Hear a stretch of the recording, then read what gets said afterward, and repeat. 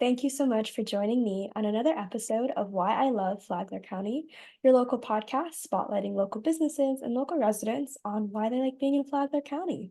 So today I'm super excited to have my guest, Miss Carmen Gray, with us today. Carmen, thank you so much for the time today. I really appreciate it.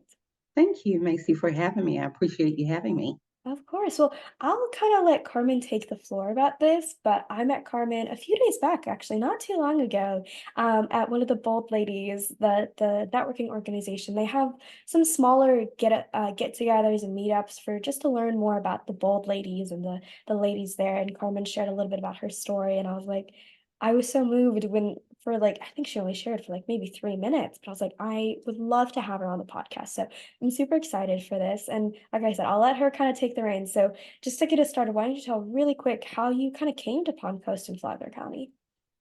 Well, I lived in Atlanta, Georgia, and then I moved to Port Charlotte in 2011, Hmm. 2010, and then 2011 we migrated over to Palm Coast, and it was quite different coming out of the Atlanta metroplex and coming into an area that was a little bit more serene and quiet.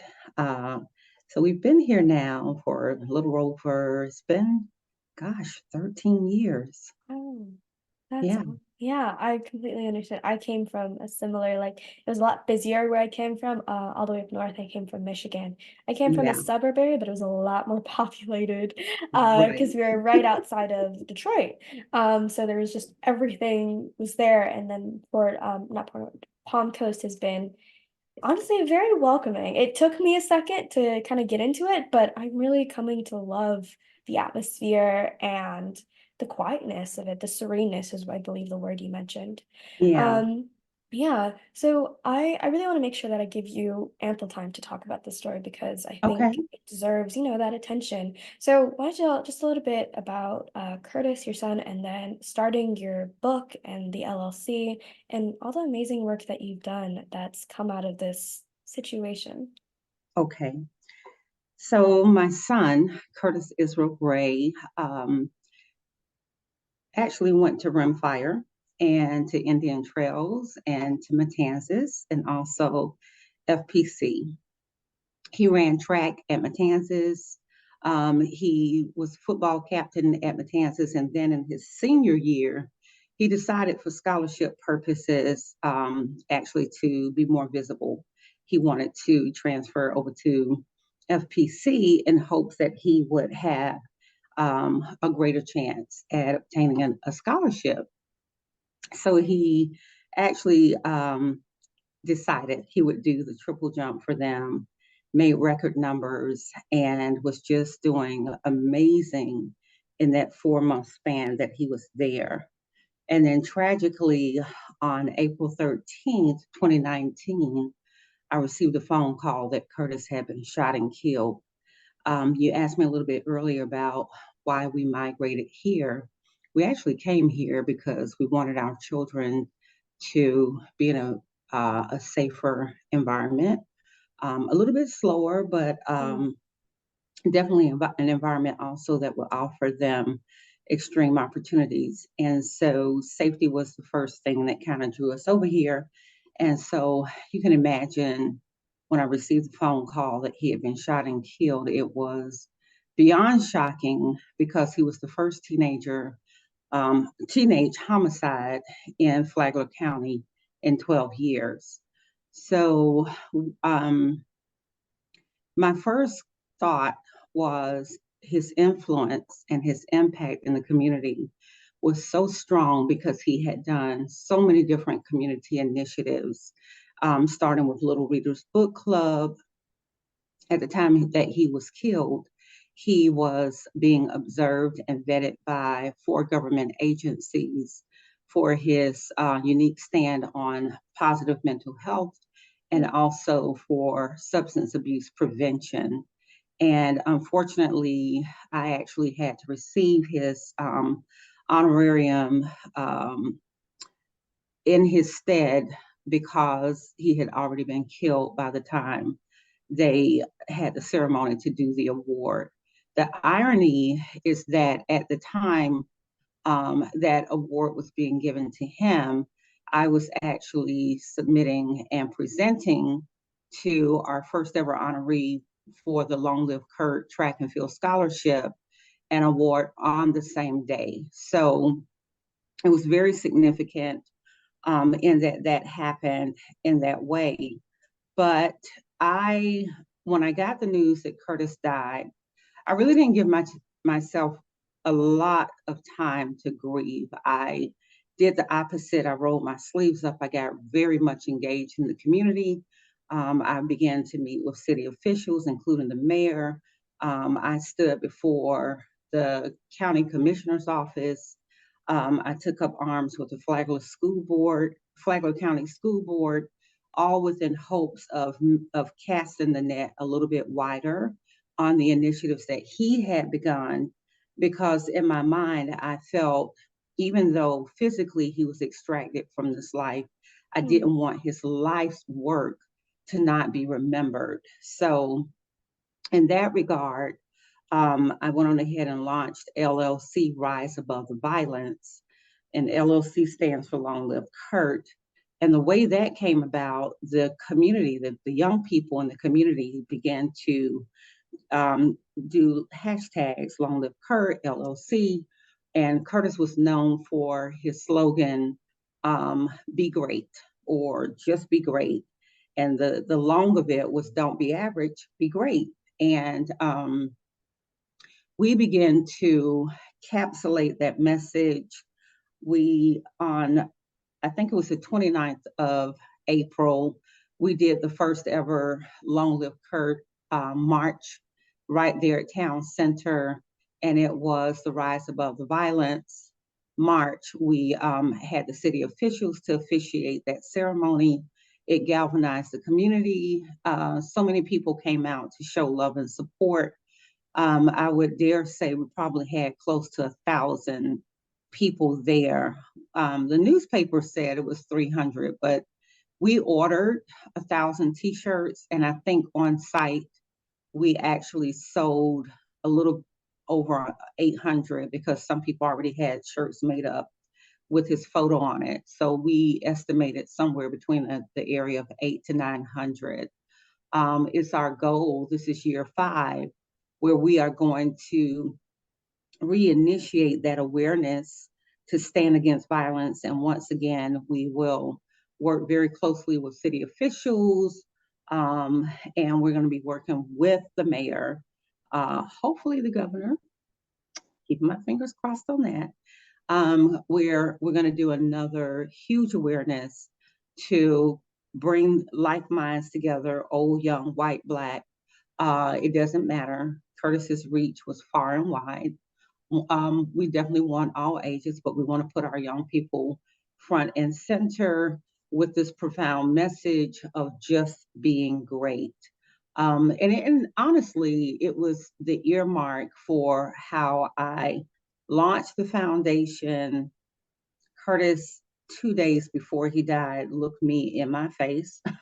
We were having a conversation in the kitchen, and he challenged me. He says, Mom, promise me you'll be great. And I thought, how odd, you know, not where's the mayonnaise, not what's for dinner.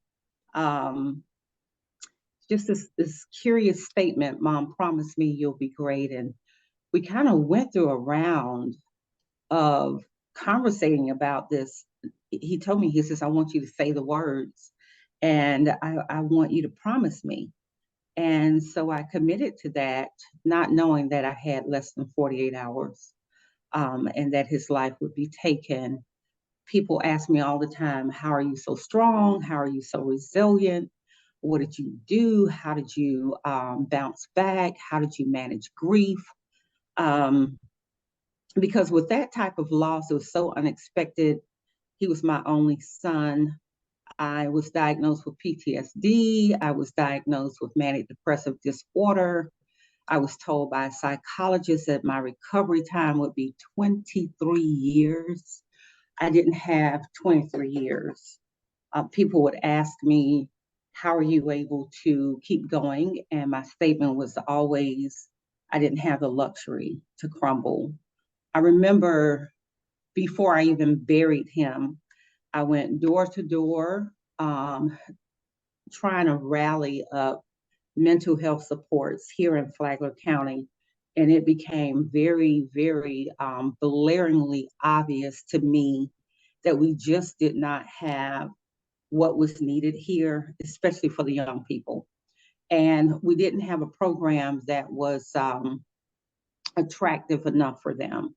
I think most of them were concerned about the appearance of needing help, the appearance of having to ask to go behind closed doors with an adult and talk about the most vulnerable moment in their life, which unfortunately they were all linked together by murder. And so I partnered with SMA, Stewart Marchman Act, and I spoke to some of the counselors there just to make sure that the kids were able to be seen there. I talked with some other um, mental health care facilities here, but we just didn't have what was suitable for the age group, the ones that needed it the most. I also knew that Curtis had started a peer-to-peer support group. I didn't know anything about cyber media, social media, the language, between kids and all of that. And I quickly became Ma Carmen in the community. And I had to learn and I had to surround myself with young people such as yourself, Macy, who just kind of helped navigate my learning curve to be able to provide those services. So we started the Long Live Kurt website to provide resources. And I think it was around COVID, I started writing. And I began to write several programs just to kind of help youth be able to take in their own quiet space and time, either to take the course solo or partner with me through workshops and seminars and camps and things like that, where we could have open forums. COVID did something unique in that we were isolated.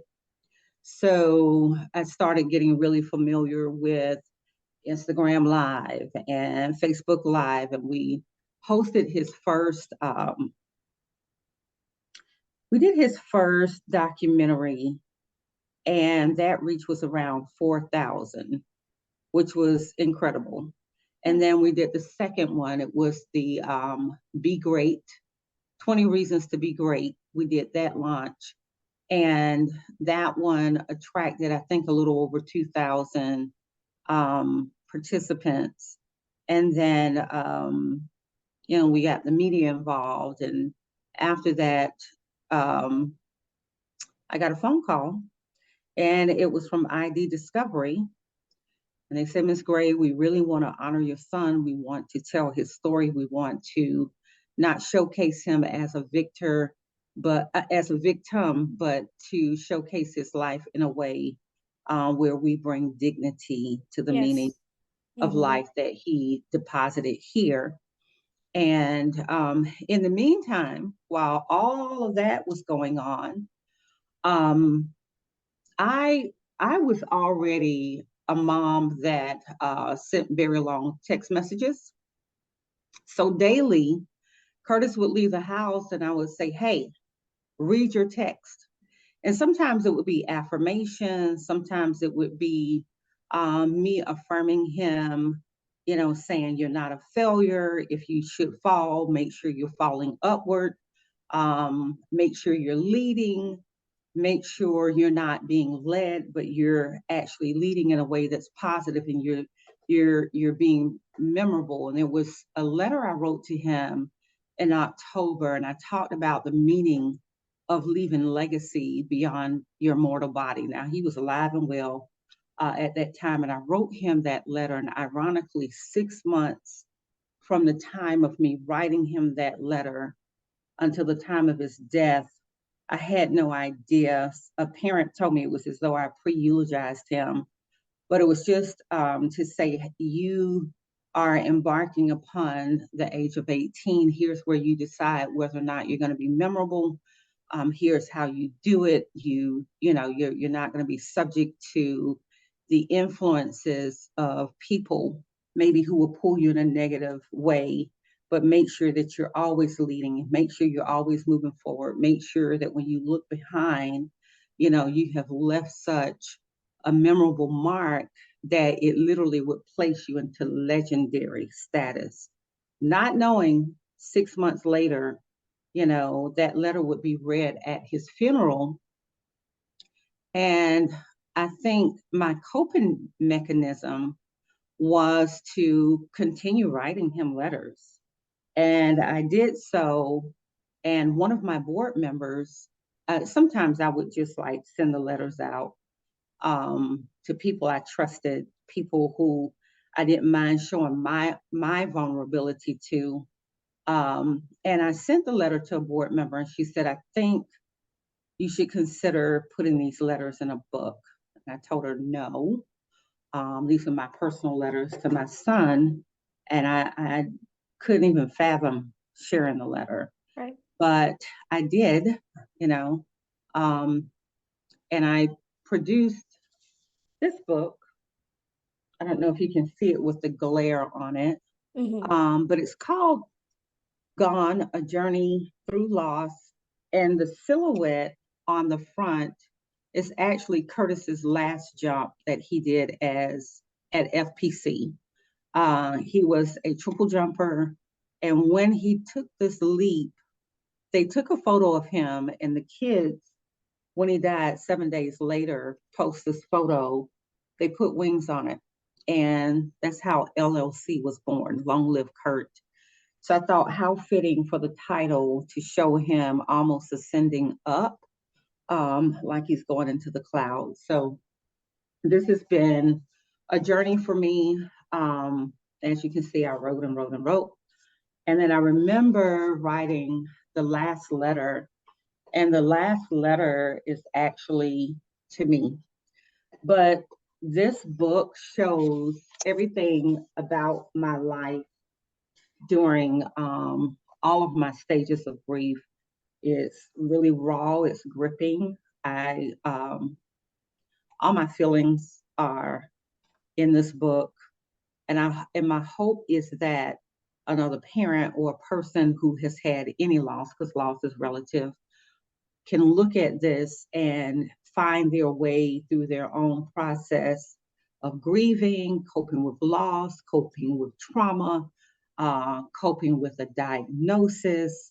Hmm. Sometimes loss is not immediate, sometimes it could be receiving detrimental news.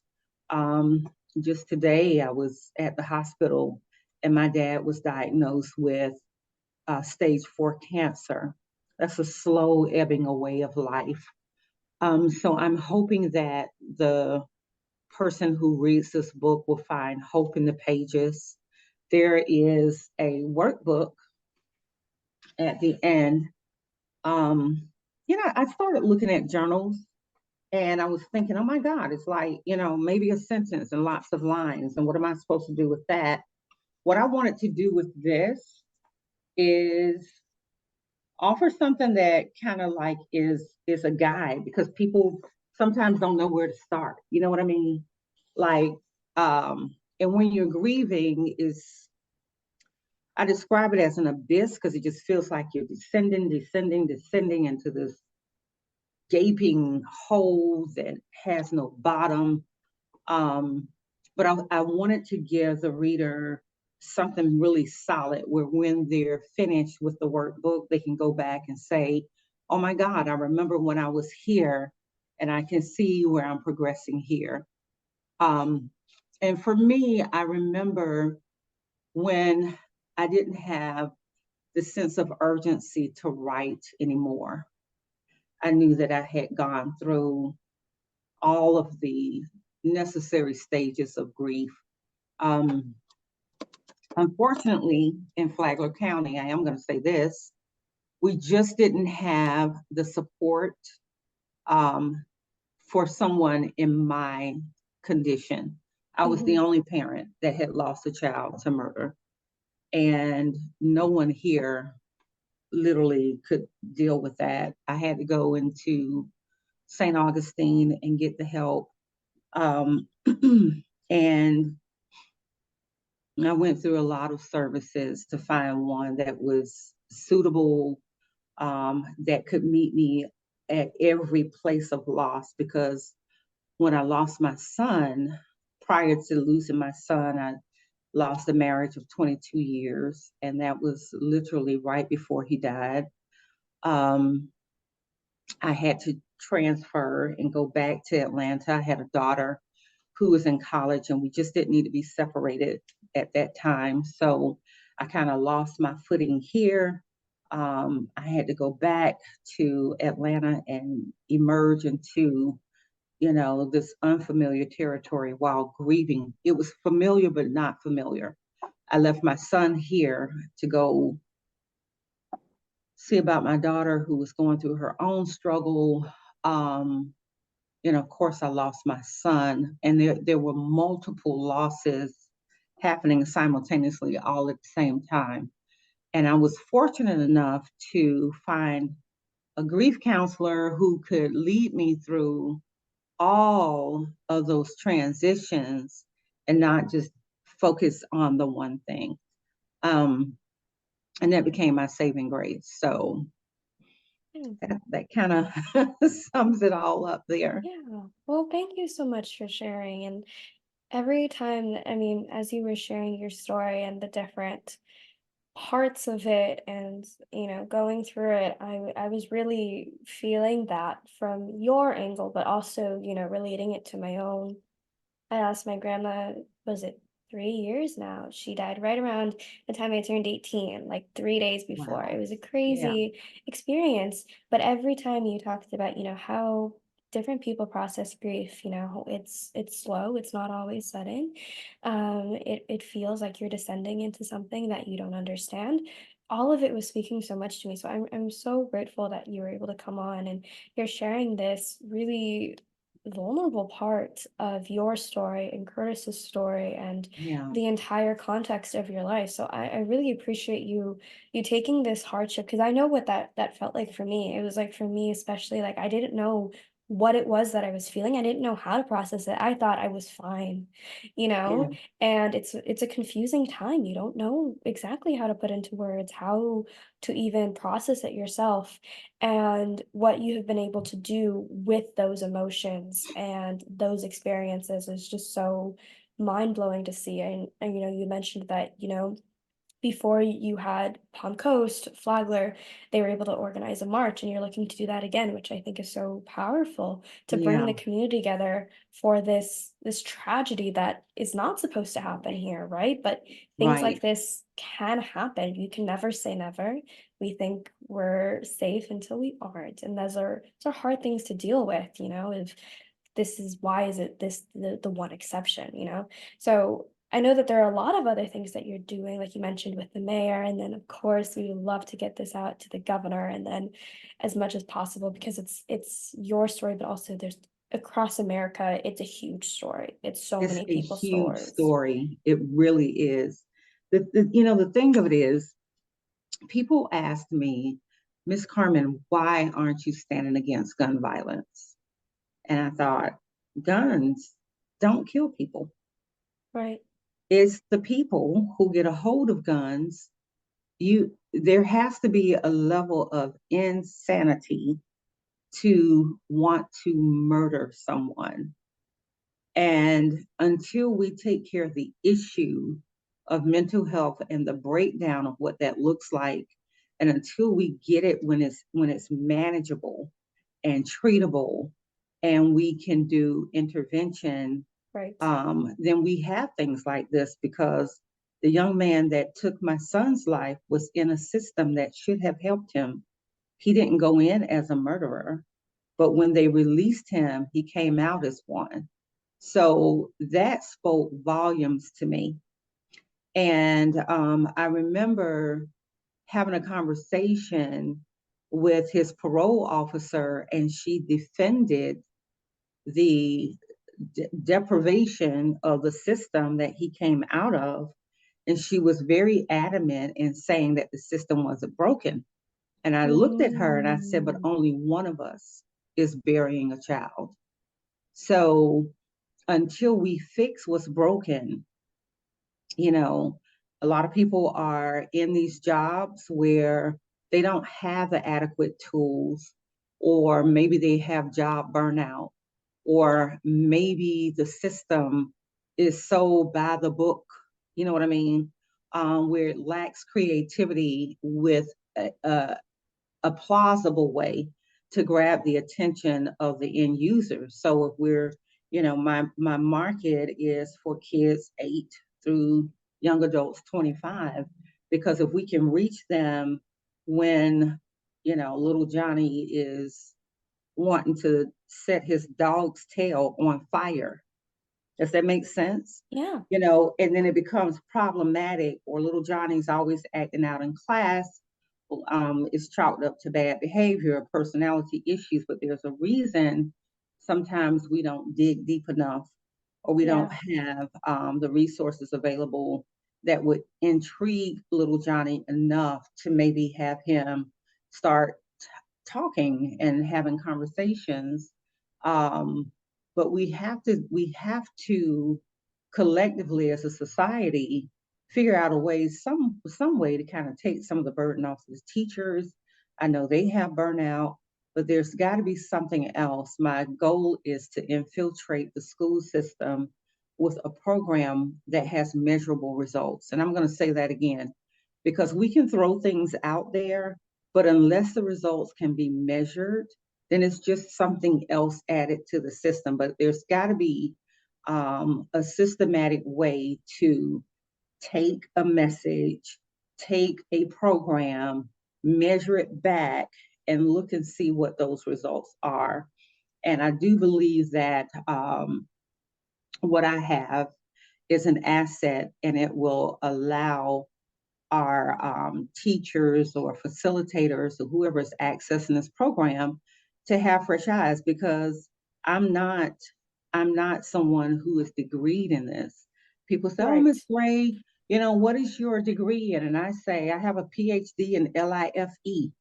I've lost a lot, so my paradigm shift comes into play. I can bring something to the conversation that, unless a person has firsthand experienced it, they cannot, Right. and they'll do the clinical approach, but obviously it's not working, because look at gun violence in our country. Look at the fallout of our kids in school who misbehave, and it's just a repeat pattern. So whatever we're doing has to have an interception, and it's almost like the meaning of insanity is to keep doing the same thing and expecting different results. Well, that's where we are as a Yeah. society, and something Right. has to happen, other than just saying, "Oh, we've got to do something." And I don't want to do just a march where that's all it is. It's got to be more than that. So my organization has to raise funds to get this program out,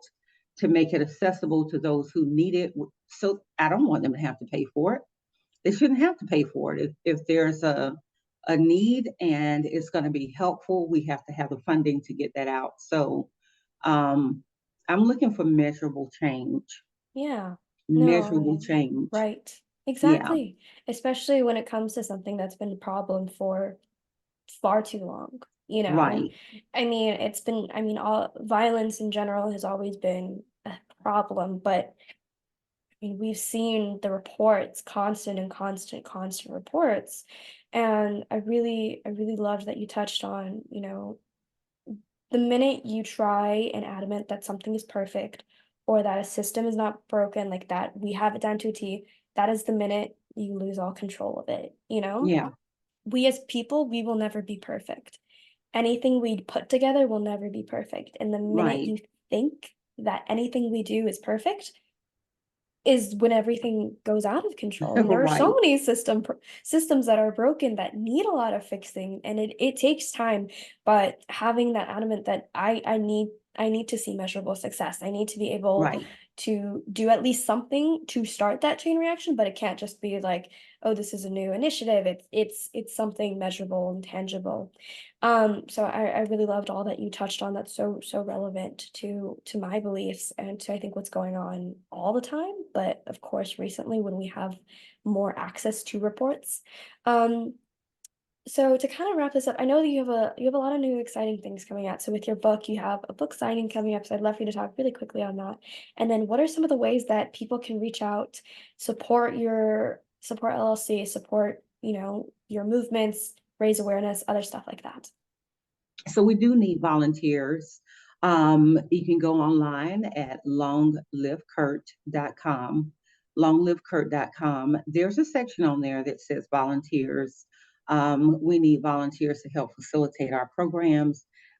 Sometimes we need help when we do camps and workshops and things like that. But if you fill out the form, one of our staff will get back in touch with you to find out specifically what it is you can and are willing to help us with. If you want to work directly with the kids, of course, there's some qualifications and things like that that has to be met. But we're hoping to have more young people get involved because I do believe that our youth should give back. That's how I raised my kids. That's one of the reasons why Curtis was a strong community advocate.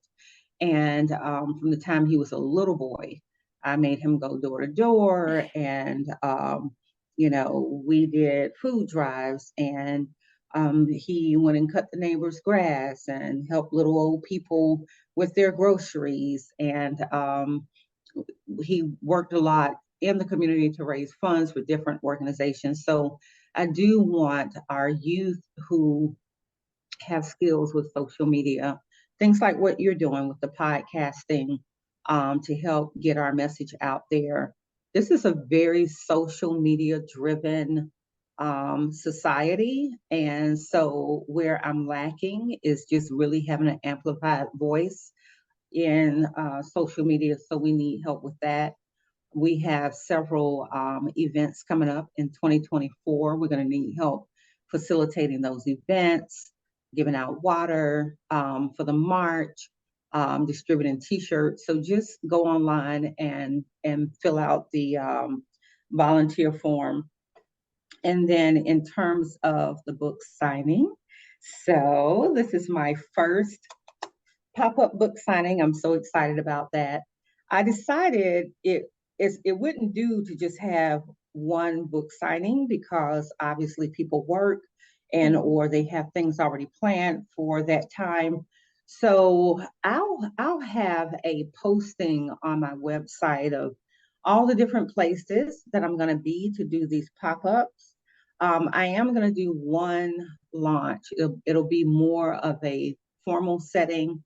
That's probably going to be more towards the end of the year, and that will be forthcoming. But for the miniature pop-ups around Flagler, just stay tuned. We will definitely post those on our website under events. So once again, that's longlivekurt.com. But the one that's coming up, mark your calendar, is March 6th, and it's going to be at Sunbros Cafe. I spent a lot of time in Sunbros working on my book. So Oh, I felt it wow. was very fitting for me to go Yeah. back to where it all began. I want to bring business to the business owner. For those of you who are in Flagler County, maybe you've seen it on the corner of Daytona and right at the foot of the bridge. Maybe you've never gone in there. They've got amazing food. They have an amazing lineup for entertainment on the weekends. So you guys just meet me there, and I'll share a little bit of my story. I'm going to sign books and we're going to have a great time. The time is from 11 a.m. to 2 p.m. Treat it just like a pop up. You're not obligated to stay for the 4 hours. If you do want to stay and hang out, we'd love to have you. But if you want to do it as a drop in, you can come in, get your book signed, get something quick to eat, patronize that business. Um, and that's another thing. So you'll see me at all the small businesses. I won't say all, but quite a few of the small businesses in Flagler because I'm an entrepreneur and I want to make sure that I'm driving and pushing that visibility back to our local business owners. Yeah. Well, thank you so much. And Sunbros is where we met as well at the Yes, Coffee Connection at the Bold Ladies. It's a great place. yes, Would definitely recommend absolutely. everyone go check out. There are so many amazing small businesses just on Flagler Beach, and they range from all types of foods, like Hmm. those quick cafes to a beautiful sit-down restaurant, beautiful seafood. There's a lot of great Absolutely. stuff. So I'll make sure I have all the information for that. So I'll have the website and then information on the pop-up in the description so people can click on that a Okay. little bit easier. Well, Carmen, thank you so much for the time today. I My really appreciate pleasure, it. Macy. This was fun. Well, We'll I'm have to so do it glad. again. We will have to. I really Yeah, loved everything you absolutely. shared. This is Next a time I'm con going to interview you because I I would love like to that. find out the why behind what you're doing. Yeah, of course. I That's would love to do that. amazing. Thank you. Well, thank you so much for coming on and giving me your time. Thank you to everyone listening. I appreciate you, and I will see you all next Okay. time. All right. Bye. Bye.